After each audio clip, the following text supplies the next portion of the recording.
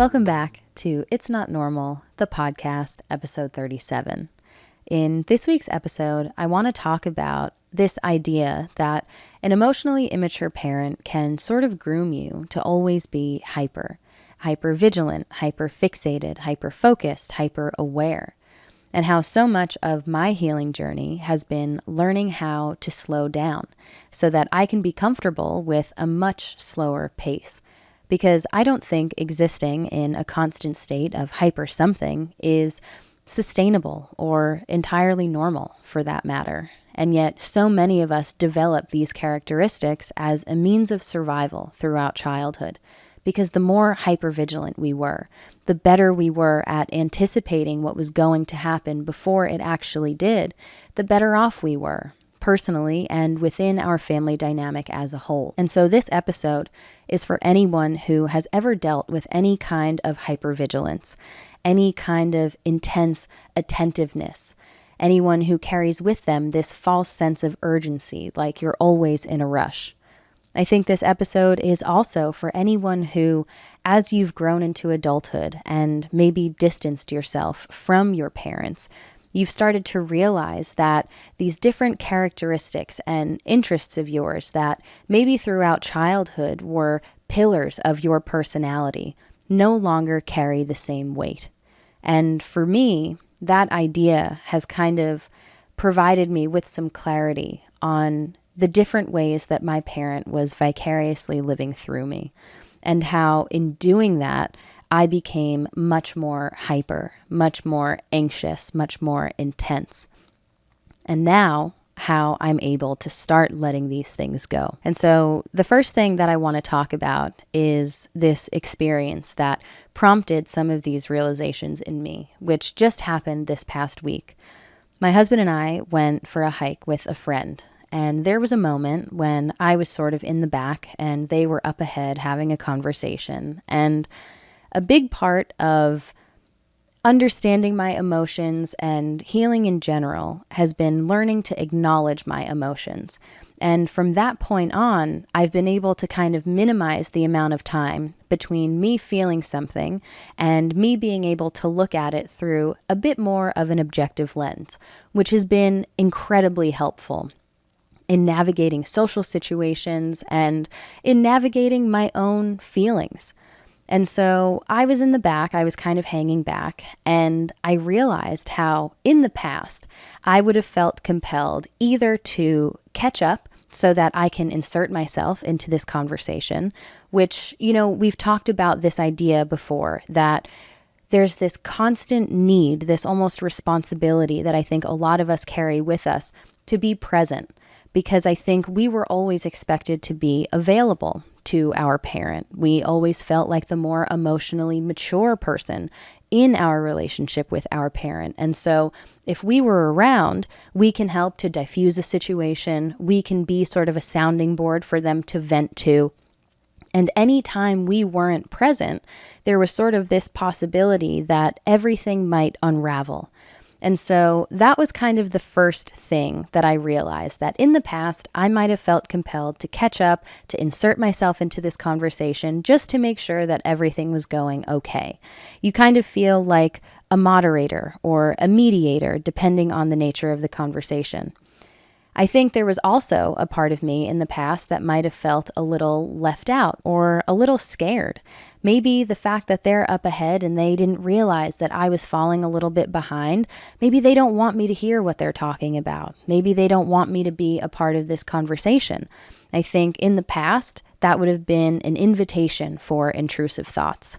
But I was able to recognize these things in the moment and understand that, one, my presence isn't always needed. I don't need to insert myself into every conversation and experience. I don't need to overshare and consistently fill the gaps or break the silence to make this experience positive for everyone involved. Because emotionally mature people are capable of doing that for themselves. I don't need to be around to regulate other people's emotions. That is not my responsibility. And I also understood that the people around me truly care about me, and there's honesty and direct communication. These are kind of keys to a healthy relationship or friendship. And that gave me a lot of peace. I understood that me sort of finding my way in the back for this short amount of time wasn't purposeful. And recognizing all of that in the moment allowed me to just kind of hang back and to slow down, to look around. I was looking at the trees and the water and the rocks, just kind of appreciating nature. I felt like I had a moment to myself. And it was really nice.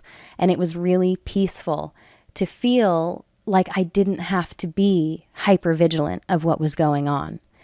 And that, I think, when you're raised by an emotionally immature parent, you don't often have a moment to yourself where you can fully be present with yourself, by yourself, taking in whatever it is that you're around.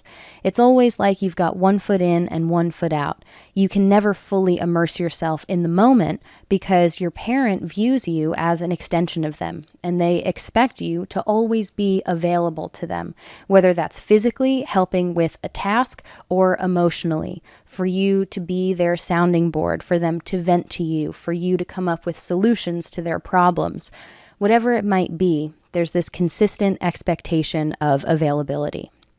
And so later on that night, I was kind of reflecting on that experience and honestly how pleasant it was to just kind of feel at ease on my own, like this minor thing that in the past might have caused me a lot of stress sort of came and went so seamlessly.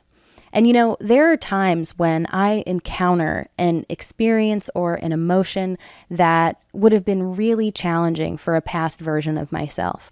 But when I'm faced with it in the present, I respond in a way that I'm proud of. It doesn't cause me as much stress or tension or anxiety as it did in the past. And there have been times when I thought to myself, is this just a fluke? Am I pretending to be okay with this, but I'm actually not, and then I'm going to get upset about this later? Like, there's no way that I can actually be healing so concretely, I guess. And yet, these situations arise and they present themselves time and time again. And when I find myself responding in a way that I'm proud of, and a day later, 2 days later, a week later, still feeling at ease, that to me is proof that I've healed a lot of these parts of myself, that I actually can respond better to these things, that I didn't need to feel all of this anxiety surrounding this experience or this emotion. Granted, I think a lot of anxiety that we might experience comes from fear, and I think that that fear is grounded and valid, and it's important to acknowledge that. But I think once you start to heal yourself and your relationships, you start to realize that there isn't as much to be afraid of as you might have once believed. And it can be really easy to almost gaslight yourself in those situations. Like, am I actually doing this? Am I actually responding well and feeling okay about this thing that once used to scare me so intensely? It can sort of be a practice, I guess, to fully understand and accept that you're moving in the right direction. And for you to really believe that and to feel it, it's undeniable on one hand because you feel it internally. But at the same time, it's something that's so new that it can feel unbelievable at the same time. And so later on that night, I was thinking about it, and it sort of made me realize how so much of who I am now and the person that I am continually working to become is someone who is comfortable with a much slower pace. And that wasn't true for most of my life. And it sort of brought to the surface a handful of memories that it was one of those epiphanies, I guess, that we've talked about, where it's like a video game character who is just a silhouette. You haven't quite gotten to that level yet, and you know that they're there, but you can't see any of their features. And all of a sudden, it was like this character was unlocked, and I was able to finally see the character for what they were. And what this experience did for me, it kind of shined a light on my early childhood academic experience. And, for most of my life, if you were to ask people who knew me in passing more on a surface level, if you were to ask them what I was like, probably one of the first answers that they would give is smart. I always did well academically, and school played a huge role in my life. And so I was reflecting on this idea that I'm really making a concerted effort to slow down and to welcome spontaneity, to not fear my mistakes, to forgive myself, all of these really positive things. And it made me feel like all of these things that I'm working towards kind of encourage me to relax and to forgive and to slow down and to think. It's sort of the opposite of so much of my life prior to the last 5 years. I think so much of my life from early childhood to around 20 years old was dominated by an intense attentiveness, hypervigilance, hyperfixation, hyperfocus. All of these things, I think I felt like I was always on. And I think thinking about this later that night, it was sort of a direct connection to my life in academics. And I think that this is something that a lot of people can relate to, but I also think that it's a very specific sort of instance.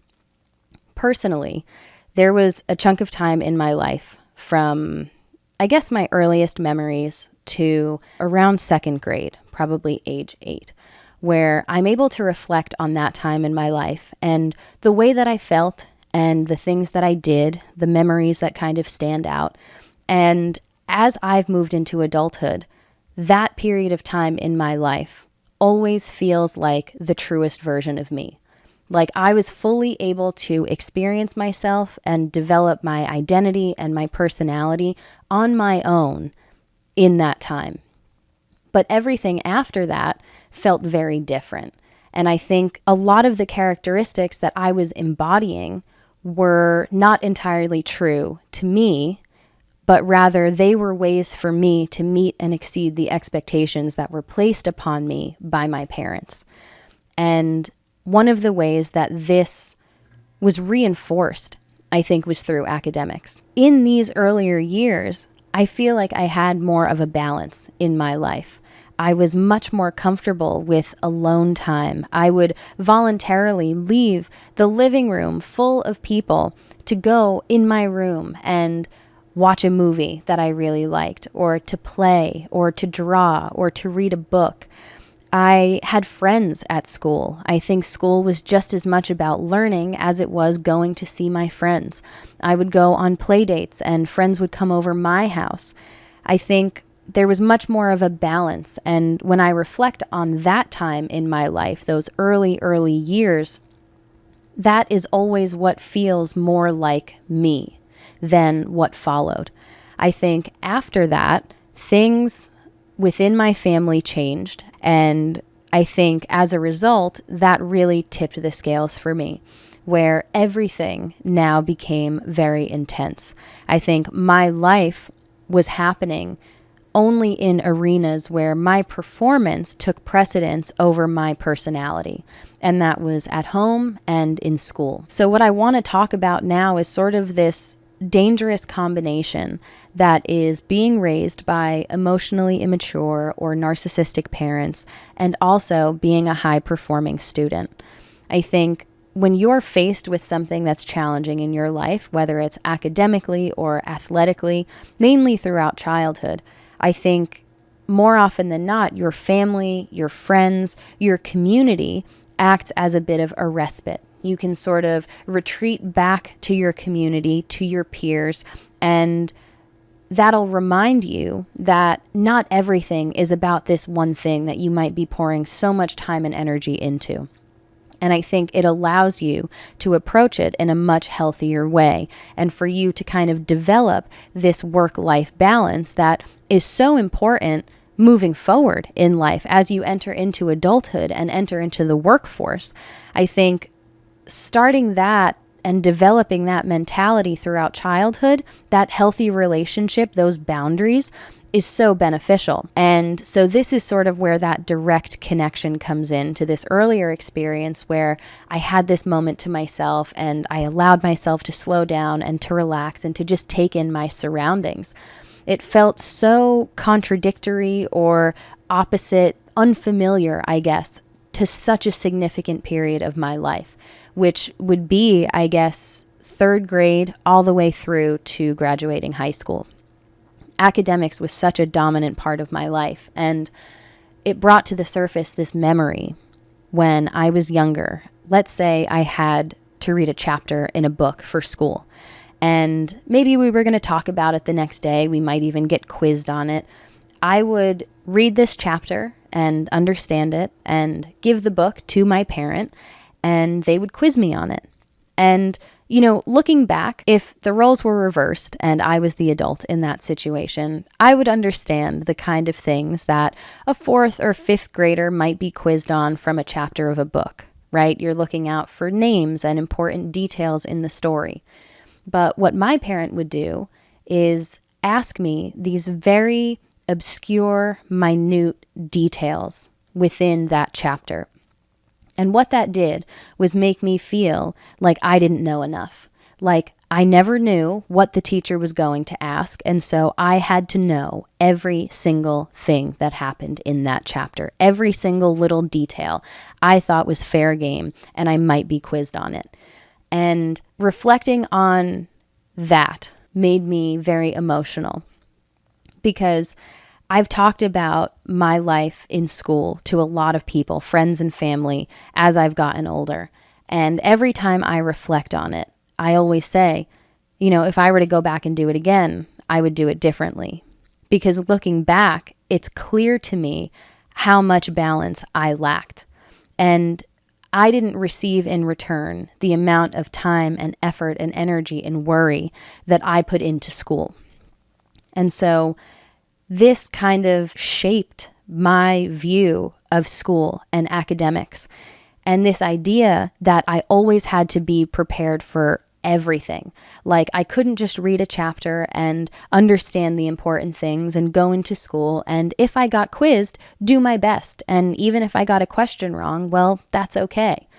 I think it sort of reinforced this idea that I always had to be on. I always had to be at the top of my game.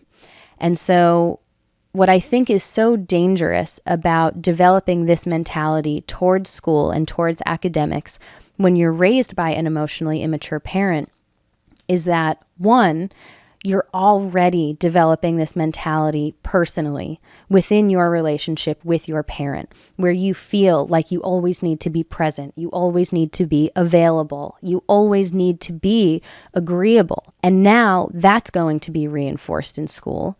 And I think also when you're dealing with an emotionally immature parent, it's very common for those scales to tip and for balance to be completely absent in your life.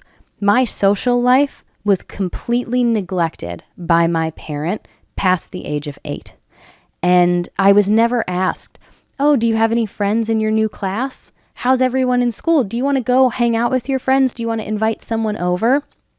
It was almost like the less I talked about my peers, the better it was, because I was more available to my parent. I was home more often. There wasn't an opportunity for me to go out and witness other relationships, healthier parent-child dynamics, these things that might have shined a light on what was going on behind the scenes within my own family.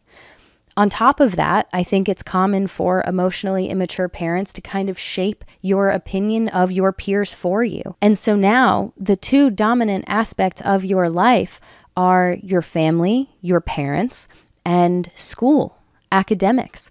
And it can be so challenging because, again, so many of these ideas that your performance takes precedence over your personality, that you should respect authority and do as you're told. All of these things are kind of consistently reinforced in a cycle when you're raised in that kind of environment, that it can be so challenging to try to restore any kind of balance, especially when that balance is discouraged by your parent because it doesn't benefit them. Not only does it not benefit them, but sometimes remaining in this cycle and consistently pushing yourself to always be doing the absolute best that you possibly can, eliminating any possibility of ever making a mistake, your parent might be vicariously living through you and either directly or indirectly benefiting from your successes, no matter the cost to you personally.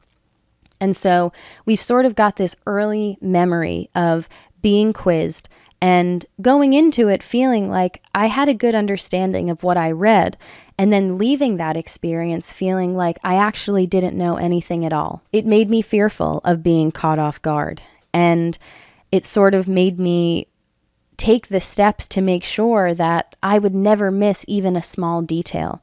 And I think that hyperfixation, that hypervigilance translated to my personal life so closely that I was never able to turn off. And moving on from there, as I got older and I was moving up in grades, there were academic competitions.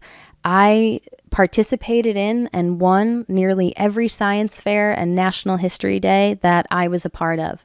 And when I reflect on that, I was never asked, what project do you want to do? Do you have an idea?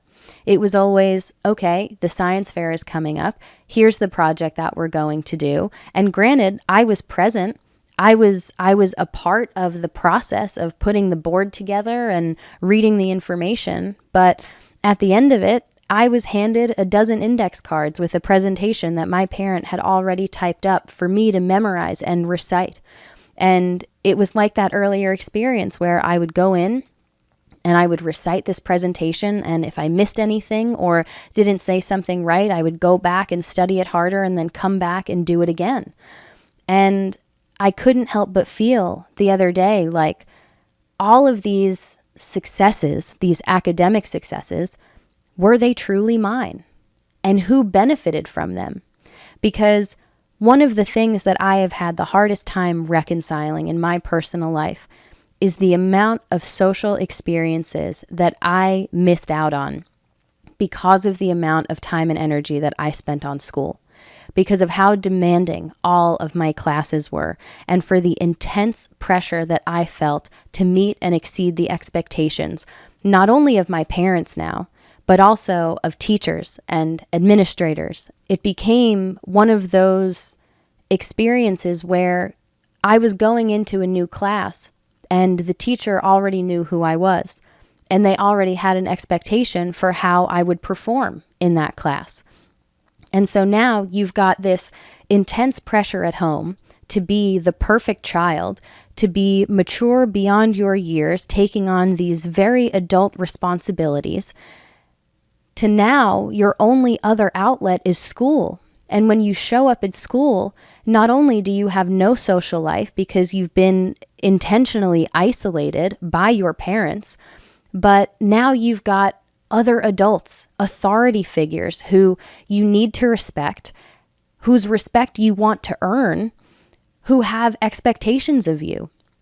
And so for me, and I'm sure for a lot of you who kind of fall into this category, you never had a moment to yourself. You never had a break or something to remind you that, listen, it's not that serious. You know, it's just a test, or it's just a quiz, or hey, you don't have to do this if you don't want to do this. We're voluntarily missing out on so many of these crucial social experiences and relationships. And for what? Successes that, in truth, might benefit our parent more than us. When I was reflecting on this, and when I have in the past, this intense need to perform and this never-ending striving for perfection didn't feel like me. As I've started to heal, I've also realized that what's right in front of me isn't everything. there's so much more to me and to life than the task at hand, that it's really counterproductive for me to stress myself out over something that won't drastically affect my life. And yet I think every moment, we've talked about this before, every moment with an emotionally immature parent is an eggshell moment. You're constantly feeling like everything is hinging on this one conversation or this one experience, the tone that you use, how you say this thing. And when, again, your only other outlet is another arena where your performance is so much more important than just who you are, it can be impossible to get out of that cycle in childhood. You can be a great person, but if you fail a math test, you might get left behind. I think it's so important, especially throughout childhood, to develop that healthy balance between the things that require you to perform, to put time and effort and energy into, and who you are. Your interests, your friends, the things that you do for fun, the things that feed your soul more than your brain. And yet, there isn't often space for that when you're raised by an emotionally immature parent. And another instance came to mind when I was thinking about all this. It was kind of like a flood of emotions and a wave of memories. And it was my school talent show when I was in 6th grade. And I knew how to play maybe 2 songs on the piano, and parts of them, very, very simple. There was a small piano in my house growing up, and I had dabbled here and there, but that was it. The school talent show was coming up, and my parent, who was more musically inclined than I, had written a song and said, "Oh, I'm going to teach you this song, and you can play this at the talent show." So I learned it. I got really, really good at it, and I performed it at the school talent show, and I won. I didn't take piano lessons. No one asked me if that was what I wanted to do for the talent show or if I wanted to be in the talent show at all. It wasn't benefiting me at all. It was, I'm going to teach you this song that I wrote. You're going to perform it. You're going to win, and everyone is going to applaud you. And I couldn't help but think, what a clear example of how my parent was vicariously living through me this was. And this was just one instance. My parent picked my senior quote for me in my yearbook. And every time I look back at it, I hate it because I'm like, this wasn't me. I wouldn't have chosen this. And yet in the moment, I felt like I had to say, okay, I felt compelled to do this because, well, this is probably the right thing to do. Yeah, there's probably reason in this. Maybe it wasn't worth the pushback if I were to say, well, I don't know if I really like that one very much. And again, it was just this flood of thoughts that for the first time I had read about it. I had read about this idea that a narcissistic parent will vicariously live through their child and their successes will either directly or indirectly benefit them. It'll feed their own ego. But up until a few days ago, I was never able to apply it so directly to my own life and to my own relationship with my parent. I started to reflect on our similarities and that our similarities were my parents' interests. And I took on those interests as my own because when I did, that was when I received positive reinforcement from my parent. That is when I received attention from my parent. And any time I would start to develop a bit of my own personality and express an interest of my own, if it was something that my parent didn't like or didn't benefit them, in one way or another, it was painted in a negative light. It was either not allowed or scoffed at or laughed at so that I felt embarrassed, or this band that I really liked was just broken down piece by piece and analyzed, and every little thing that was wrong with them was pointed out. I was made to feel like a bad person for having an interest in this thing. And so indirectly, I think narcissistic and emotionally immature parents have a way of conditioning you and grooming you to share in their interests. And anything that shows even a shred of individuality is shut down. And I think throughout childhood, they do this in such a covert, methodical way over time that it can be hard to even recognize until you're completely out of that.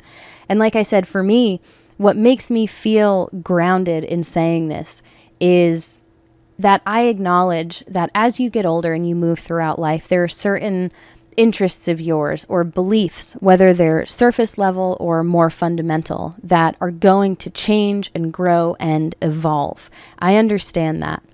But for me, in reflecting on my life as opposed to where I am now, so many of these interests that I would have lived or died by and said, no, I will love this forever. This is so, they are my favorite. I love this. I love that. Now, they mean nothing to me.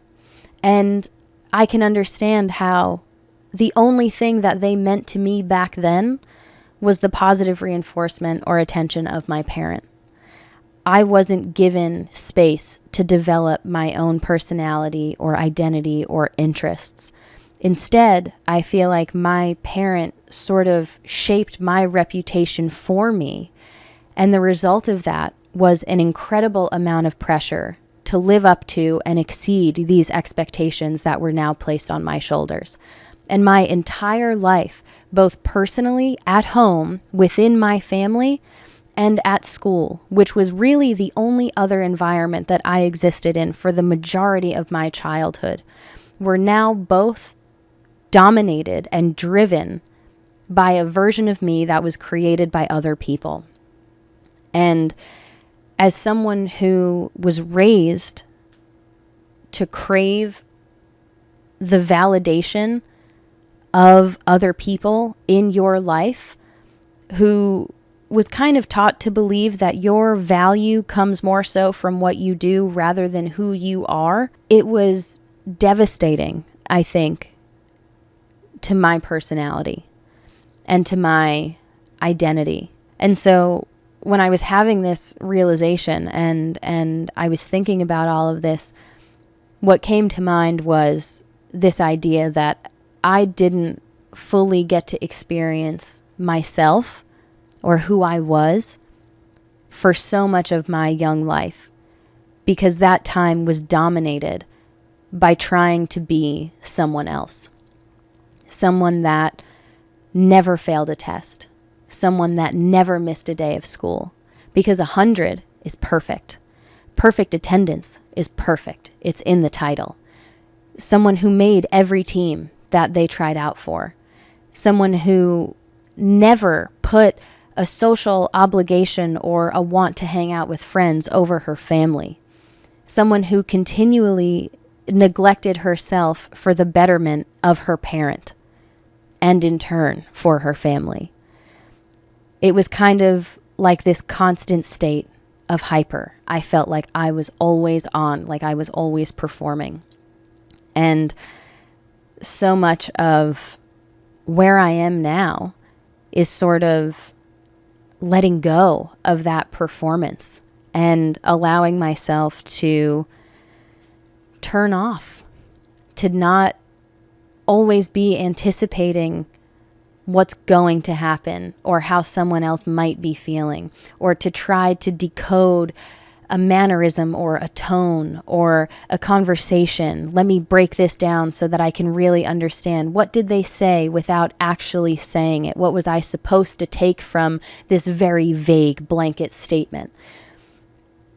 I don't need to always be on.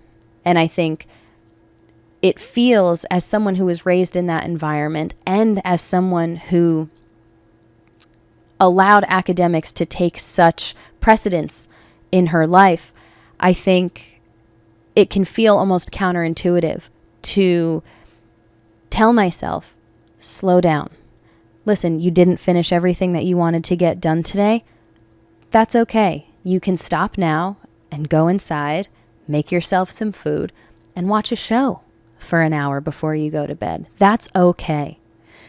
Because for me, it always felt like I had to do the thing, or that I should do the thing that I was expected to do, instead of what felt right to me.